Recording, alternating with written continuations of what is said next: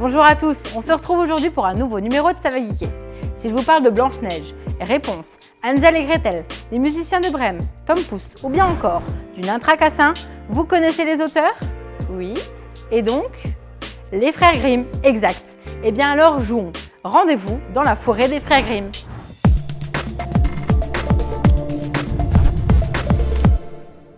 Le roi Reginald le Cupide a pour projet d'agrandir la sombre et mystérieuse forêt des frères Grimm. Mais hélas, les bâtisseurs royaux, les très réputés 3 petits cochons, sont trop vieux, incapables de répondre aux besoins du roi. Le monarque recherche donc de nouveaux bâtisseurs qui devront utiliser le même savoir-faire et matériaux que les cochons, la paille, le bois et la brique. C'est alors que leurs neveux et nièces arrivent et répondent à l'appel du roi.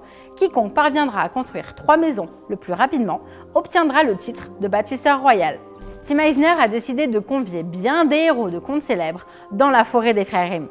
Pour devenir le plus grand bâtisseur du pays, les concurrents pourront faire appel à des personnages légendaires de contes de fées, mais devront aussi éviter des créatures rusées qui se cachent dans la forêt. Que vous soyez 2 ou jusqu'à 4 joueurs, vous pourrez vous inscrire dès 13 ans au concours qui devrait durer presque 1 heure. C'est Lucky Duck Games qui porte ce jeu sur le marché français, d'abord paru chez Druid City Games et Skybound Games. Les merveilleuses illustrations sont de Monsieur Cuddington. Sous ce pseudo, on retrouve Lina Cossette et David Forrest. Ils sont accompagnés de Noah Aldelman. Vous vous retrouvez entre cousins et cousines et votre but ultime, devenir le nouveau bâtisseur royal. Construisez les meilleures maisons le plus rapidement possible et prouvez au roi qu'il peut compter sur vous. Pour pouvoir bâtir, il vous faut des matériaux et ça tombe bien, vous avez à votre disposition une forêt, un champ, une briqueterie et un marché.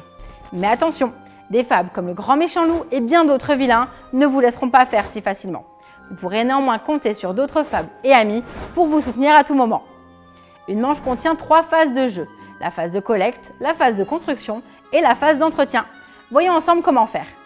Pendant la collecte, les joueurs posent face cachée la carte qui mentionne le lieu qu'ils veulent visiter. C'est à ce moment que vous pouvez jouer une carte fable également. On commence par révéler les fables tout en suivant le moment où il faut appliquer leurs caractéristiques. Les cartes collecte sont alors retournées et en fonction du lieu que vous voulez visiter, répartissez-vous les ressources. Si vous êtes plusieurs au même endroit ou si vous êtes seul, prenez-les toutes. Lors de la phase de construction, vous pourrez effectuer 2 actions au choix parmi ces 4. Piocher une carte fable, gagner une ressource, construire une section de maison ou faire une action spéciale avec l'aide de votre ami. Selon les différentes étapes de construction de la maison, leur coût diffère. Le premier bâtisseur à terminer une maison remporte un bonus. A noter qu'à chaque nouveau mur posé, vous pourrez piocher un nouvel ami qui vous accordera un bonus non négligeable dans la partie. Vous pouvez être accompagné que d'un seul soutien, à vous de bien les gérer donc. On termine sur la phase d'entretien dans laquelle on remet le nombre de ressources indiquées sur les plateaux. Vous prenez votre figurine et le jeton premier joueur passe au suivant. Votre partie se termine lorsque l'un de vous a construit ces 3 maisons. Je peux dire que la forêt des frères Grimm m'a mis une énorme claque. J'adore les illustrations, le thème, les figurines, jusqu'au thermoformage de la boîte, tout est vraiment bien pensé et magnifique. On passe un agréable moment que l'on peut partager en famille dans un univers connu de tous. Concernant le gameplay, bonne ambiance. Un peu de stratégie notamment avec les cartes fables et amis qui donnent du piment aux parties et permettent de les varier. Profitez-en pour prendre votre revanche si vous avez perdu. Je crois que vous pouvez enfin sortir de la forêt. C'est finalement votre cousine Peppa qui a remporté le titre. Comme d'habitude, n'hésitez pas à partager l'émission, nous donner vos retours, échanger avec nous. À très bientôt et amusez-vous bien!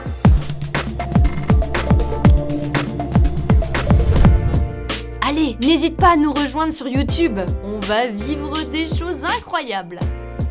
Allez, clique, clique, clique, clique, clique.